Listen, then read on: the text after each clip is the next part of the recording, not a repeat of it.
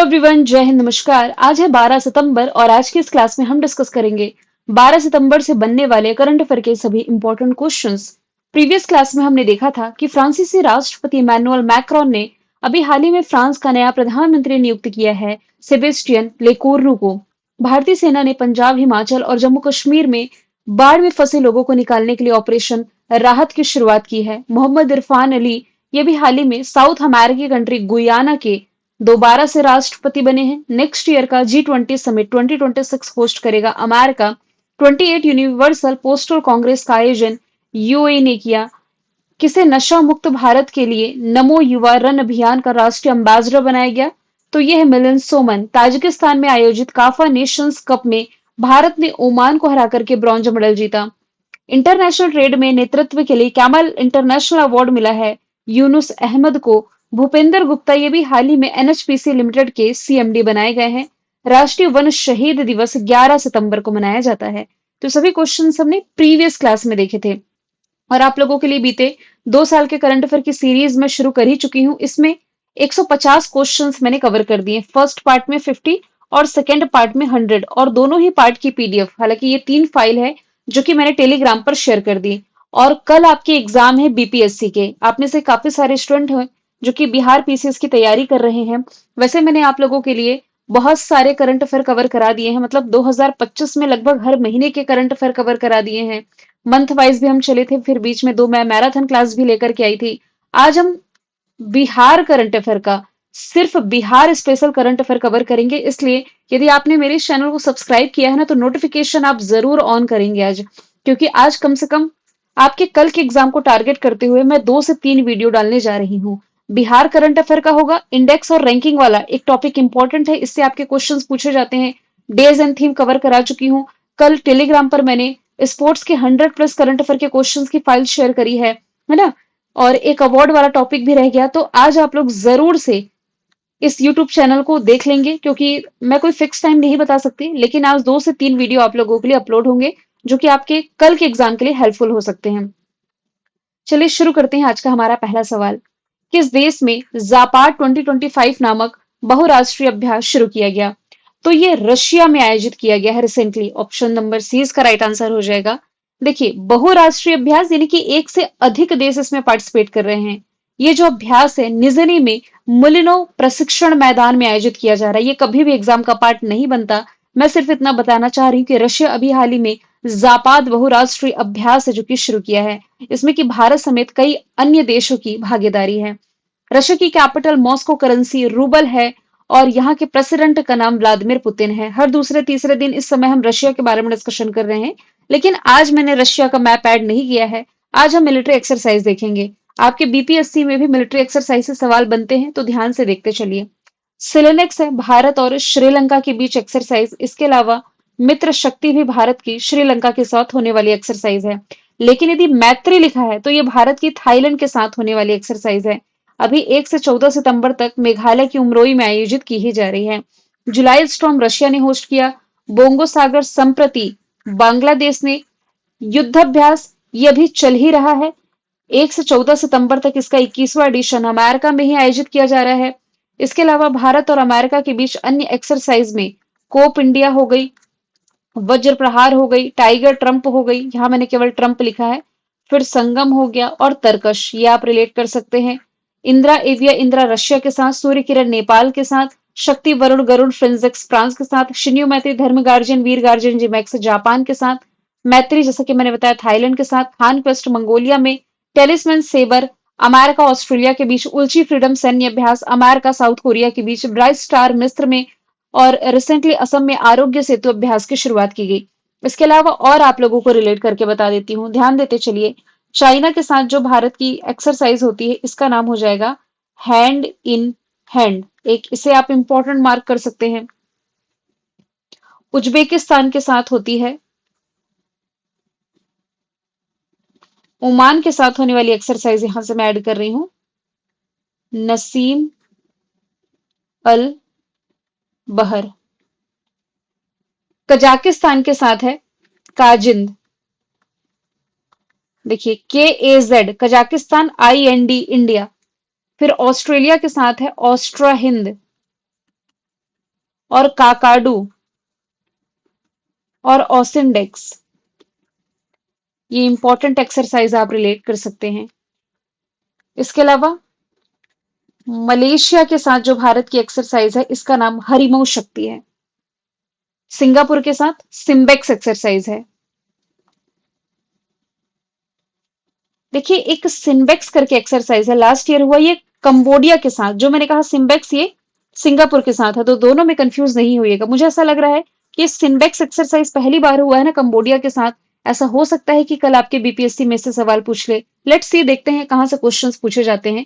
बस मेरा ये इंट्यूशन कह रहा है कि ये इंपॉर्टेंट हो सकता है। सवाल दूसरा है, किस राज्य में भारत की पहली बांस आधारित बायो रिफाइनरी स्थापित की गई है? यह आप रिलेट करेंगे असम से। ऑप्शन नंबर डी इसका राइट आंसर है। देखिए आज तारीख है 12 सितंबर। अब से 2 दिन बाद परसों के दिन 14 सितंबर को प्रधानमंत्री नरेंद्र मोदी असम के गोलाघाट जिले में देश की पहली बांस आधारित यानी कि बैम्बू बेस्ड बायो रिफाइनरी का उद्घाटन करने जा रहे हैं।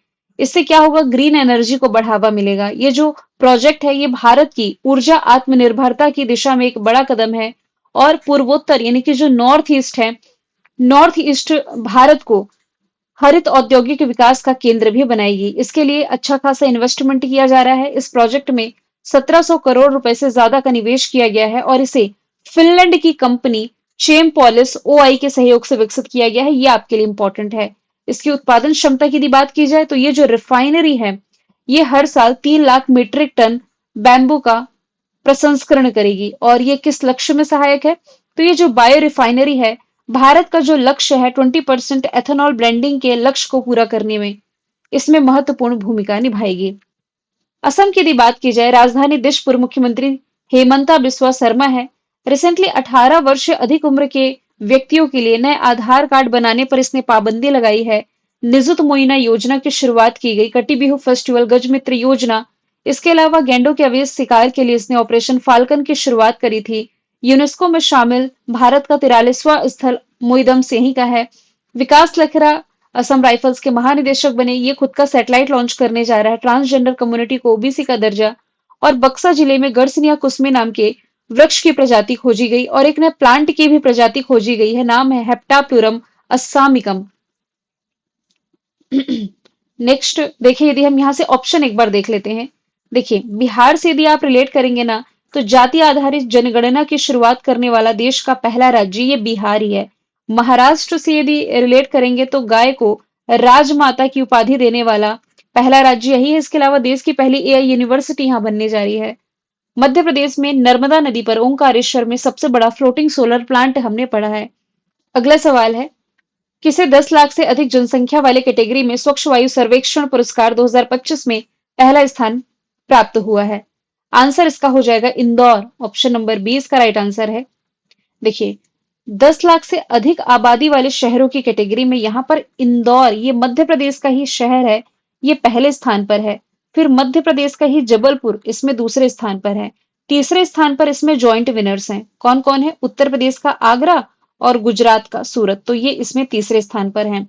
कैटेगरी 1 10 लाख से अधिक आबादी वाले शहरों में इंदौर जबलपुर को पहले और दूसरे स्थान पर रखा गया, तो इनको पुरस्कार के रूप में 1.5 करोड़ और दूसरे विजेता को 1 करोड़ रुपए।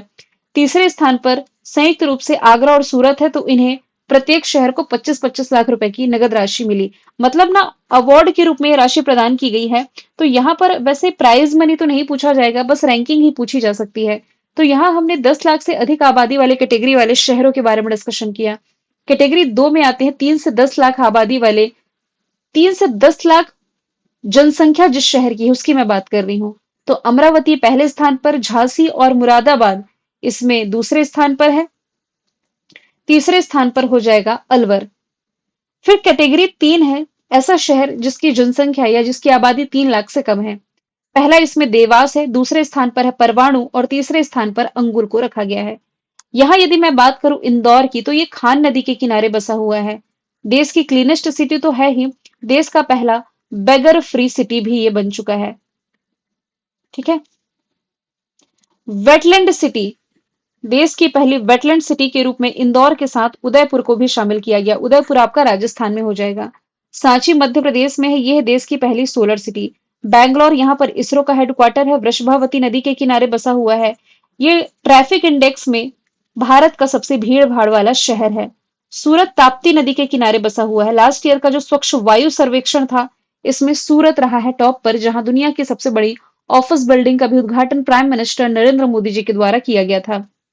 सवाल चौथा है, चर्चे में रही जो हिल्सा मछली है, ये किस देश की राष्ट्रीय मछली है? ये सभी आपको एशियाई कंट्री के ऑप्शन दिखाई दे रहे होंगे।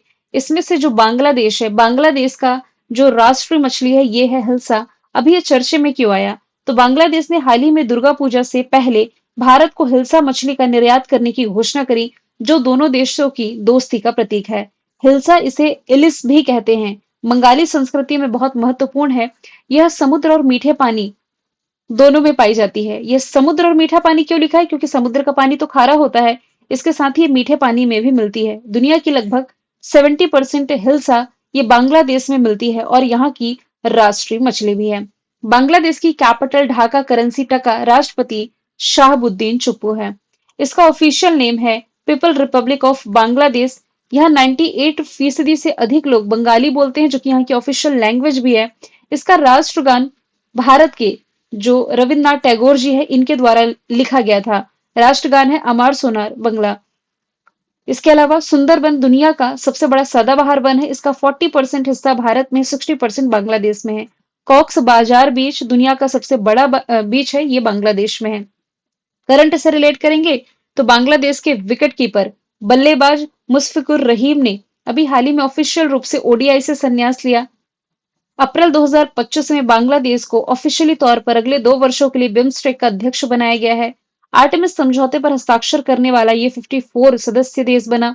इसके अलावा भारत ने बांग्लादेश के साथ ट्रांसशिपमेंट सुविधा रद्द करी है, इसे आप इंपॉर्टेंट मार्क करेंगे। फिर इसके अलावा यदि भारत से रिलेट करें अन्य कंट्रीज के रिलेशंस, तो ब्रह्मोस मिसाइल को लेकर के भारत की जो डील है ये आप रिलेट कर सकते हैं फिलीपींस के साथ। भारत श्रीलंका के बीच ट्रेड को बढ़ावा देने के लिए लीबा का गठन किया गया था, लंका इंडिया बिजनेस एसोसिएशन का। मालदीव के साथ भारत ने मनी स्वैप फ्रेमवर्क पर समझौता किया है। सवाल पांचवा है, पूरी तरीके से सिरे में कचरे से बना अनोखी दुनिया नाम का दुनिया का पहला पार्क कहाँ बनाया गया है? तो ये भी हाल ही में बनाया गया है बुलंदशहर। कहां पर? ये यूपी में। इसका राइट आंसर हो जाएगा। अब यहाँ पर जो टर्म लिखा हुआ है सिरेमिक कचरा, इसका क्या मतलब हुआ? देखिए, मतलब इसमें आप कह सकते हैं जो टूटी हुई टाइलें होती हैं, टूटे हुए बर्तन, चीनी मिट्टी के बर्तनों के टुकड़े, ये सभी इसमें शामिल होते हैं। तो इस सिरेमिक कचरे से बना है अनोखी दुनिया नाम का पहला पार्क। और ये बना कहाँ है? बुलंदशहर में, खुर्जा में ये बना हुआ है। खुर्जा विकास प्राधिकरण के द्वारा ये जो पार्क बना है, ये मुख्यमंत्री योगी आदित्यनाथ के वेस्ट टू आर्ट, वेस्ट यानी कि कचरे से आर्ट को बढ़ावा देने का एक बड़ा एग्जाम्पल देखने को मिलता है। यदि मैं बात करूं दिल्ली की, दिल्ली में भी हाल ही में एयर पोल्यूशन को कंट्रोल करने के लिए क्लाउड शीडिंग को मंजूरी दी गई थी। इसके अलावा देश का पहला ई वेस्ट इको पार्क भी दिल्ली में स्थापित किया गया। इंदौर के फैक्ट अभी हम डिस्कस कर ही चुके हैं। गाजियाबाद, अभी आपके यूपी पेट के एग्जाम में इसी से सवाल बना था। क्या सवाल था? कि ग्रीन म्युनिसिपल बॉन्ड जारी करने वाला जो देश का पहला नगर निगम बना है, ये कौन है? तो ये गाजियाबाद इसका राइट आंसर था। अब यहाँ जो बुलंदशहर है आपके यूपी का पार्ट है, तो यूपी की राजधानी लखनऊ, मुख्यमंत्री योगी आदित्यनाथ, राज्यपाल आनंदीबेन पटेल है। नेशनल पार्क में Dudhwa, Pilibhit, Amangarh, Ranipur wild life sanctuary, राज्य के पशु बारहसिंगा, पक्षी है सारस, लोकसभा सीटें 80, राज्यसभा सीटों की संख्या 31 है। यहाँ भी हाल ही में सितंबर के महीने में नो हेलमेट नो फ्यूल, ये एक सड़क सुरक्षा कैंपेन चल रहा है। AK-203 असॉल्ट राइफल का निर्माण अमेठी में हो रहा है। शशि प्रकाश गोयल यूपी के मुख्य सचिव बने हैं। इसके अलावा भारत का पहला अश्व रोग मुक्त अपार्टमेंट मेरठ में स्थापित किया गया। शुभांशु शुक्ला के नाम पर एक स्कॉलरशिप योजना की शुरुआत की गई। कैलाश मानसरोवर की यात्रा पर जाने वाले प्रत्येक श्रद्धालु को 1-1 लाख रुपए देगी यूपी गवर्नमेंट। भारत का पहला फ्लोटिंग घाट अयोध्या में ITI चलो अभियान विजन 2047 और भारत का सबसे बड़ा एरो इंजन परीक्षण केंद्र का जो निर्माण है यही हुआ। सवाल छठवा है, किस देश ने फ्लेमिंगो नामक अपनी सबसे लंबी दूरी की क्रूज मिसाइल का परीक्षण किया? तो फ्लेमिंगो ये जो क्रूज मिसाइल है ये आप रिलेट करेंगे यूक्रेन से। ऑप्शन बी इसका राइट आंसर है। तो फ्लेमिंगो नाम की अपनी पहली लंबी दूरी की क्रूज मिसाइल का सफल परीक्षण ये यूक्रेन ने कर लिया है, जिसे यूक्रेन के स्टार्टअप कंपनी फायर पॉइंट ने विकसित किया है। तो इसकी दूरी की यदि हम बात करें तो ये मिसाइल 3000 किलोमीटर तक का जो लक्ष्य है भेद सकती है और बड़े पैमाने पर उत्पादन के लिए तैयार है। इसके बारे में यदि हम बात करें तो मारक क्षमता 3000 किलोमीटर की है। वॉरहेड वजन है 1150 किलोग्राम। इंजन है इक्चिंको AI 25 टर्बोफैन इंजन द्वारा ये संचालित है। स्पीड की यदि हम बात करें तो 850 से 900 किलोमीटर प्रति घंटे की स्पीड से ये उड़ती है। इसका लक्ष्य क्या है तो इस मिसाइल का उद्देश्य है रशिया के सैन्य ठिकाने, तेल डिपो और अन्य महत्वपूर्ण बुनियादी ढांचे को निशाना बनाना। यदि बात की जाए यूक्रेन की, कैपिटल कीव है, करेंसी है अर्मेनिया, राष्ट्रपति हैं व्लादिमीर जेलेंस्की, नई प्रधानमंत्री यूलिया स्वीरेडेंको बनी है। यहाँ पर रशिया यूक्रेन कॉन्फ्लिक्ट के बीच में भारत ने लास्ट ईयर ऑपरेशन गंगा की भी शुरुआत करी थी। रशिया इससे ज्यादा दूर नहीं है, ये देखिए पास में ही है, ये आपका रशिया वाला क्षेत्र हो गया। रशिया यूक्रेन की वैसे भी बनती नहीं है। क्यों नहीं बनती? क्योंकि ये जो आप क्रीमिया वाला क्षेत्र देख रहे हैं, ये पहले यूक्रेन का हुआ करता था। इस पर अधिग्रहण किसने कर लिया? रशिया ने। तब से इन दोनों देशों के बीच में नहीं बनती है। यहां से यदि मैं अदर ऑप्शन की बात करूं, इसे भी हम साइंस एंड टेक से रिलेट करेंगे। चांद्रयान 1 सैटेलाइट है ईरान का। चाइना से यदि रिलेट करेंगे तो चाइना सेट 10R रिलेट कर सकते हैं। और भारत ने अग्नि 5 का सफल परीक्षण रिसेंटली किया था। सातवां सवाल है, हाल ही में किस भारतीय शहर में दुनिया की सबसे आक्रामक प्रजातियों में से एक विशाल अफ्रीकी घोंघा को खोजा गया है? तो रिसेंटली इसकी खोज की गई है तमिलनाडु की कैपिटल चेन्नई में। हालांकि अब से लगभग 3 साल पहले ये केरला में भी देखे गए थे। अफ्रीकी घोंघे जो कि दुनिया की सबसे आक्रामक प्रजातियों में से एक है, ये भारत के केरला और चेन्नई जैसे शहरों में पाए जाते हैं। अभी तो चेन्नई में देखे गए, लेकिन 2022 में केरला में ये अनियंत्रित रूप से फैलने लगे थे, जिससे फसलों और किसानों को भारी नुकसान हुआ था। अभी चेन्नई में इन्हें देखा गया है, जहां ये इमारतों, छतों और सड़कों पर दिखाई दे रहे हैं। और इन घोंघों से स्वास्थ्य संबंधी खतरे भी जुड़े हुए हैं। अब देखिए यहाँ पर फिर से बात की जा रही किसी प्रकार की खोज की। तो अभी 2025 में कुछ ऐसी विशेष प्रकार से जो खोजें की गई हैं, उसकी एक लिस्ट मैंने ऐड करी है ताकि आप लोगों का रिवीजन हो जाए। जैसे कि हमने अभी रिसेंटली देखा है कि मीठे पानी के 2 केकड़ों की प्रजाति केरला में खोजी गई। इन दोनों के नाम भी मैंने आपको पढ़ाए थे। न्यूजीलैंड से संबंधित दुर्लभ ब्लू पिंक गिल मशरूम ये तेलंगाना में खोजा गया। हेप्टाप्यूरम एस्सामिकम नाम का जो प्लांट है, ये असम में। फिर इसके अलावा मिजोरम में स्मिथोफिस लेप्टोफेसियाटस नाम के सांप की प्रजाति खोजी गई। केरला में जोग्राफेटस मैथ्यू तितली की प्रजाति। मेघालय में मेढक की नई प्रजाति जिसका नाम है अमोलॉप सिलोंग। फिर त्रिपुरा में बैंडेड रॉयल तितली की दुर्लभ प्रजाति खोजी गई। अरुणाचल प्रदेश में यूथालाइना मलक्काना नाम की तितली की प्रजाति। असम में गर्सिनिया कुस्मे नाम के वृक्ष की प्रजाति। फिर इसी असम में लेप्टोब्रेकम आर्यटम नाम की एक मेंढक की प्रजाति खोजी गई। तमिलनाडु में पांड्या वंश से संबंधित 800 साल पुराना शिव मंदिर खोजा गया। ऑस्ट्रेलिया में दुनिया की सबसे खतरनाक मकड़ी बिग बॉय की खोज की गई। दुनिया का सबसे बड़ा व्हाइट हाइड्रोजन का भंडार फ्रांस में। और दुनिया के सबसे बड़े सांप की खोज की गई अमेज़न में, नाम दिया गया नदर्न ग्रीन एनाकोंडा। सवाल 8वां है, हाल ही में विश्व आत्महत्या रोकथाम दिवस कब मनाया गया? तो ये भी हाल ही में 10 सितंबर को मनाया गया है। वैश्विक स्तर पर सुसाइड्स यानी कि आत्महत्याओं को रोकने के लिए या इसके प्रति लोगों को अवेयर करने के लिए, करुणा को बढ़ावा देने के लिए और सामूहिक कार्रवाई को प्रोत्साहित करने के लिए ये दिन मनाया जाता है। 2024, 2025, 2026 तीनों साल के लिए एक थीम फिक्स हो चुकी है, आत्महत्या पर नैरेटिव को बदलना, यानी कि changing the narrative on suicide. सितंबर महीने में जो हमने इंपॉर्टेंट डे देखे हैं, 1 से 7 सितंबर तक राष्ट्रीय पोषण सप्ताह, 5 सितंबर भारत में राष्ट्रीय शिक्षक दिवस और international charity day mother Teresa के सम्मान में। 8 सितंबर है इंटरनेशनल लिटरेसी डे। 10 सितंबर विश्व आत्महत्या रोकथाम दिवस। 11 सितंबर है राष्ट्रीय वन शहीद दिवस। हाल ही में जारी ब्लूमबर्ग बिलियनर्स इंडेक्स के अनुसार दुनिया के सबसे अमीर व्यक्ति कौन बने हैं? तो अभी हाल ही में एलन मस्क को पीछे छोड़ते हुए जो लैरी एलिसन है, ये बन गए हैं दुनिया के सबसे अमीर व्यक्ति। ये है ओरेकल के सह संस्थापक, सॉफ्टवेयर कंपनी है ओरेकल।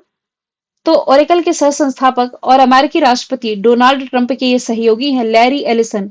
ये बने हैं दुनिया के सबसे अमीर व्यक्ति। इनकी संपत्ति 939 अरब डॉलर हो गई है, जो कि एलन मस्क के 385 अरब डॉलर की संपत्ति से ज्यादा है।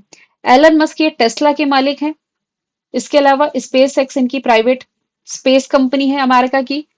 ये एक्स यानी कि ट्विटर के भी मालिक हैं। जेफ बेजोस दुनिया की सबसे बड़ी ई कॉमर्स कंपनी amazon के मालिक हैं और amazon की ही एक स्पेस कंपनी आप रिलेट कर सकते हैं, ब्लू ऑरिजन।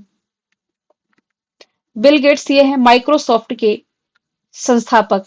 बिल गेट्स और पॉल एलन ने माइक्रोसॉफ्ट की स्थापना की, जिसके चेयरमैन अभी वर्तमान में हो जाएंगे भारत के सत्या नडेला। सवाल 10वां है, किस राज्य में भारत का पहला सूर्योदय महोत्सव आयोजित किया जाएगा? तो इसका आयोजन किया जाना है अरुणाचल प्रदेश में। ऑप्शन ए इसका राइट आंसर है। अंजा जिले के डोंग गांव में ये पहला सूर्योदय महोत्सव आयोजित होने जा रहा है। दिसंबर के महीने में होगा, हालांकि 29 दिसंबर से 2 जनवरी 2026 तक। डोंग भारत का सबसे पूर्वी गांव है। यहाँ प्रतिदिन सूर्य की जो सबसे पहली किरण है यहीं पर पड़ती है। इस महोत्सव का उद्देश्य है इस सुदूर सीमावर्ती क्षेत्र में टूरिज्म, साहसिक कार्य और सांस्कृतिक विरासत को बढ़ावा देना। अरुणाचल प्रदेश की राजधानी ईटानगर, मुख्यमंत्री पेमा खांडू, राज्यपाल केटी परनायक है। यहाँ पर अभी हाल ही में समय पर पेंशन वितरण के लिए ई भविष्य पहल की शुरुआत की गई। टाटो टू जल विद्युत परियोजना की शुरुआत की गई। इसके अलावा अरुणाचल प्रदेश की पर्वतारोही कबक यानो का नाम हमने पढ़ा था, जिन्होंने माउंट किलिमंजारो पर चढ़ाई करी। 2025 से 35 का जो डिकेड है, जल विद्युत डिकेड घोषित किया अरुणाचल प्रदेश ने। पूर्वी प्रहार अभ्यास आयोजित किया गया। रक्षा मंत्री राजनाथ सिंह ने नेचुफू सुरंग का उद्घाटन किया। राज्य का पहला ग्रीनफील्ड डोनी पोलो एयरपोर्ट का उद्घाटन किया गया। नवे क्रम का हॉर्नबिल फेस्टिवल 100% घरेलू नल जल कनेक्शन प्रोवाइड कराने वाला उत्तर पूर्व का यह पहला राज्य है। बिहार में छठ पर्व मनाया गया। नुआखाई फेस्टिवल। ओडिशा में, मध्य प्रदेश में मुख्य तौर पर खजुराहो फेस्टिवल मनाया जाता है। मैंने कल आपसे पूछा था यूएस ओपन 2025 में मेन सिंगल का टाइटल किसने जीता? कार्लोस अल्कराज ने जैनिक सिनर को हराकर। आज का सवाल है, वर्ष 2025 में डेमोक्रेटिक रिपब्लिक ऑफ कॉन्गो में इबोला का एक नया प्रकोप सामने आया। इबोला है क्या? इसका आंसर आप कमेंट बॉक्स में बताइएगा। मिलेंगे नेक्स्ट वीडियो में। Thank you so much.